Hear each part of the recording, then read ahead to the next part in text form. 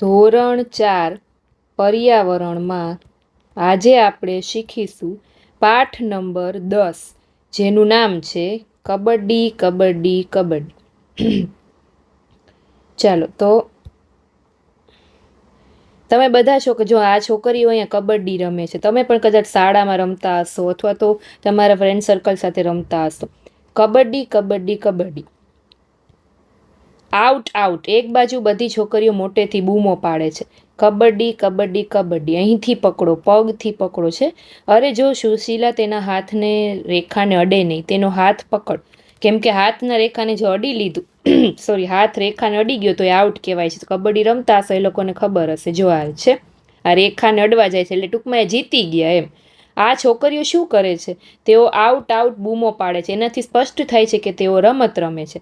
આ રમતને તમે શું કહો છો?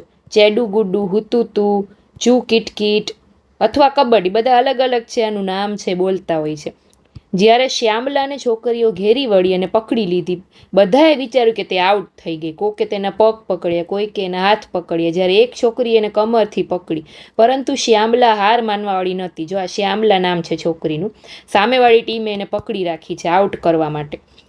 એણે વધુ તાકાત એટલે કે સ્ટ્રેન્થ લગાવીને પોતાની જાતને ખેંચીને મેદાનની મધ્યમાં રહેલી રેખાને અડવામાં સફળ થઈ ગઈ અને અંતે ગમે એમ એને લીટીને અડી લીધી. જ્યારે શ્યામલા રેખાને અડી ત્યારે સામેની ટુકડીની બધી છોકરીઓ એને પકડી હતી, એટલે એઓ બધી આઉટ થઈ ગઈ. પરંતુ રોઝીએ દલીલ કરી કે શ્યામલાએ વચ્ચે શ્વાસ લીધો એટલે ટુકડી આઉટ ગણાય નહીં, શ્વાસ ન લેવાનો એમાં વચ્ચે. શ્યામલાએ કહ્યું તે સાચું નથી. તેણે કહ્યું કે જો તેણે શ્વાસ લીધો હતો તો કેમ છોકરીઓને પકડી રાખી? ત્યાં મોટી દલીલ એટલે કે આર્ગ્યુમેન્ટ ચાલી. અંતમાં શ્યામલાની વાત માનવામાં આવી. કબડ્ડીની એક ટીમમાં કેટલા ખેલાડીઓ હોય છે? તમે રમતા હશે તમને ખબર હશે. ચાલો કમેન્ટ કરજો મને, હું નહીં કહું, તમે મને કહેજો કબડ્ડીની એક ટીમમાં કેટલા ખેલાડીઓ હોય છે. શ્યામલા મધ્ય રેખાને અડી ત્યારે કેટલા ખેલાડીઓ આઉટ થયા? તો કે એને જેટલા અડેલા હતા જેટલી છોકરીઓ બધી આઉટ ગણાય. બરાબર. તમે રમતા હોય એ વખતે કોઈ વિવાદ થાય તો શું કરો? તો આ હતી કબડ્ડીની રમત. એમાં ખેંચતાણ થાય છે, કોઈને પકડાય, થોડીક બૂમો પણ પડે. આ બહાદુરીની રમત છે. બહાદુરી એટલે શું? તો કે બ્રેવરી. અને એમાં ઘણા બધા નિયમો હોય છે. કબડ્ડીમાં દાવ લેનાર શું કરે છે? કબડ્ડી કબડ્ડી એમ બોલ્યા કરે છે. તે પોતાના ભાગમાં પરત આવે ત્યાં સુધી શ્વાસને રોકી રાખે છે. તમે દાવ લેવા જાઓ છો, ધ્યાન રાખો તમારે શરીરનો ઉપયોગ કરવાનો છે, મગજનો પણ ઉપયોગ કરવાનો છે, ચારે બાજુ ધ્યાન આપવાનું. તમે સામેની ટીમની રેખાને અડો એ વખતે કોઈ તમને પકડી ન લે એનું ધ્યાન રાખવાનું. જેમ આને કેમ પકડી લીધી, તો તમારે એ ધ્યાન રાખવાનું એમ. કબડ્ડીમાં આઉટ થવું એટલે શું ને કેવી રીતે આઉટ થવાય છે? તો કે જો બોલતા બોલતા કબડ્ડી કબડ્ડી એકી શ્વાસે બોલવાનું હોય. શ્વાસ તમે લઈ લો તોય આઉટ થઈ જાય. કોઈ તમને પકડી લે ને રેખાને જે રેખા દોરેલી હોય ત્યાં સુધી ન પહોંચવા દે તોય આઉટ થઈ જવાય. બરાબર. એવી રીતે તમે બીજી કઈ રમત રમો છો? કોક છોકરા હોય ક્રિકેટ રમતા હોય, ઘણા કબડ્ડી રમે, ઘણા છે ખોખો રમતા હોય. બરાબર. અલગ અલગ રમત રમતા હોય. જો કર્ણમ મલ્લેશ્વરી આ છોકરીનું નામ છે. કર્ણમ મલ્લેશ્વરી વેઇટ લિફ્ટર છે. વેઇટ એટલે વજન અને લિફ્ટ એટલે ઊંચકવું. તે આંધ્રપ્રદેશની છે. એના પિતા પોલીસમાં છે. મલ્લેશ્વરીએ 12 વર્ષની ઉંમરે વજન ઊંચકવાની શરૂઆત કરી. વેઇટ લિફ્ટર એટલે કે વજન ઊંચકી શકે. 130 કિલોગ્રામ વજન આ છોકરી એટલે કે કર્ણમ મલ્લેશ્વરી ઉપાડી શકે છે. મલ્લેશ્વરીએ આંતરરાષ્ટ્રીય એટલે કે ઇન્ટરનેશનલ સ્તરે 29 મેડલ્સ જીત્યા છે. કેટલા? 29 ઇન્ટરનેશનલમાં. એની 4 બહેનો પણ વેઇટ લિફ્ટર બનાવવાનો પ્રયત્ન કરે છે. આ બીજી છોકરી છે, એમનું નામ છે સરિતા ગાયકવાડ. 1 જૂન 1994માં ડાંગ જિલ્લાના કરાડી આંબા ગામે જન્મેલ સરિતા લક્ષ્મણભાઈ ગાયકવાડ ગુજરાતની દોડવીર છે. આ કોણ છે? ગુજરાતની દોડવીર છે. એના માતા પિતા ખેતીકામ સાથે જોડાયેલા છે. સરિતા 400 મીટર દોડ અને 400 મીટર વિઘ્ન દોડમાં નિષ્ણાંત છે.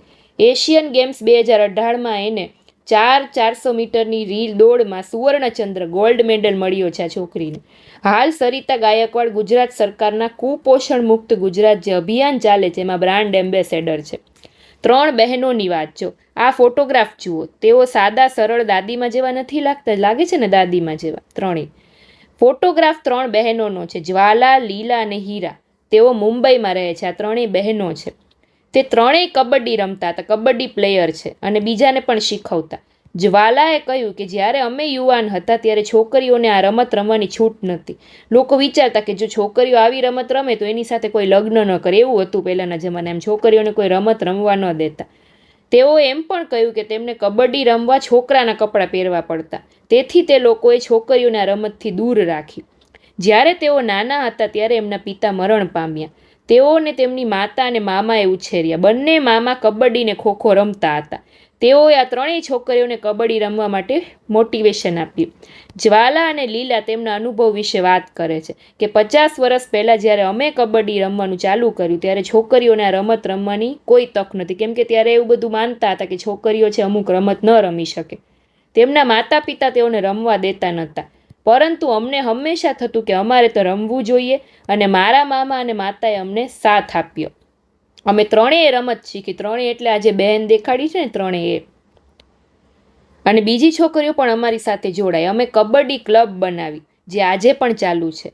જો લીલા અને હીરાને એમની વાત યાદ આવે છે. એ એમ કહે છે કે હારી જવાની અણી પર હોય અને છતાંય જીત્યા હોઈએ એવું અનેક વખત બન્યું છે. ઘણીવાર એવું થાય ને અમુક રમતમાં, તમને એમ થાય કે સામેવાળી ટીમ હવે બિલકુલ હારવા ઉપર છે, છેલ્લી એન્ડે જીતી જાય. એક વખત મેચ રમવા માટે એક મોટા શહેરમાં ગયા. મેચ તો સાંજે 6:30 વાગે હતો, એટલે સિનેમા જોવા ગયા. સિનેમા ચાલુ થયું ને થોડીક ધમાલ થઈ. મામા અમને ટોર્ચ લઈને શોધવા આવ્યા અને શોધી પણ લીધા, ને આખરે મામા અમને ખીજાણા. તો હતો ને સરસ મજાની કબડ્ડીની નાનો એવો પાઠ હતો. તો ફરી પાછા છોકરાઓ આપણે ચોથા ધોરણના પર્યાવરણ 11મા પાઠમાં મળીશું. ત્યાં સુધી બાય બાય.